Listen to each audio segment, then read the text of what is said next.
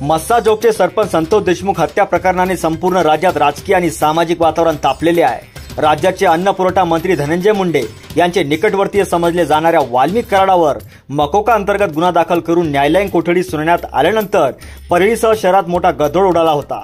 दुसरीकडे सुरेश धस यांचे कार्यकर्ते आक्रमक झाले आहेत। या सगळ्या प्रकरणाचे सूत्रधार मंत्री धनंजय मुंडे असल्याचा आरोप वारंवार केला जात आहे।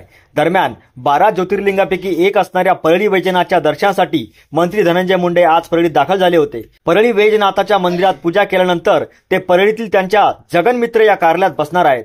तेथे परळीतील त्यांचे कार्यकर्ते कामानिमित्त येणाऱ्या लोकांची भेटीगाठी करणार आहेत। परवा सकाळी मंत्री धनंजय मुंडे यांच्या मूळ गावी नत्रा या ठिकाणी दाखल झाल्यानंतर काल दिवसभर परळीत आंदोलन झाली। वाल्मिक कराड संदर्भात न्यायालयीन कोठडीचा निर्णय झाला। अद्याप या कोणत्याही विषयावर मंत्री धनंजय मुंडे बोललेले नाहीत। ते या प्रकरणावर काय बोलतात हे पाहणं महत्त्वाचं ठरणार आहे। आजच्या राज्य मंत्रिमंडळाच्या बैठकीलाही धनंजय मुंडे उपस्थित राहणार नाहीत अशी शक्यता आहे।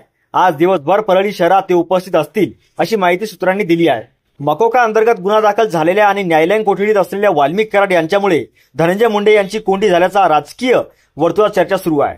त्यामुळे धनंजय मुंडे यांनी राजीनामा द्यावा अशी मागणी भाजपचे आमदार सुरेश धस, मनोज जरांगे यांच्यासह विरोधकांनी लावून धरली आहे।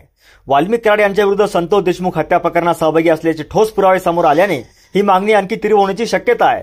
दरम्यान आज राज्य मंत्रिमंडळाची बैठक असली तरी मंत्री धनंजय मुंडे परळीत वैजनाथाचे दर्शन घेत कार्यकर्त्याची भेट घेणार आहेत। त्यामुळे आज मंत्रिमंडळाच्या बैठकीसाठी धनंजय मुंडे अनुपस्थित राहण्याची शक्यता आहे। सीआयडी आणि एसआयटी तपासात दररोज समोर येत असलेल्या नवनवीन खुलाशामुळे राष्ट्रवादी काँग्रेस आणि पर्यायाने महायुती सरकारची प्रतिमा मलिन होत आहे। त्यामुळे धनंजय मुंडे यांच्या मंत्रिपदाच्या राजीनाम्यासाठी येत असलेला दबाव आणखी किती दिवस झुगारत राहणार हे पाहणं महत्त्वाचं ठरणार आहे।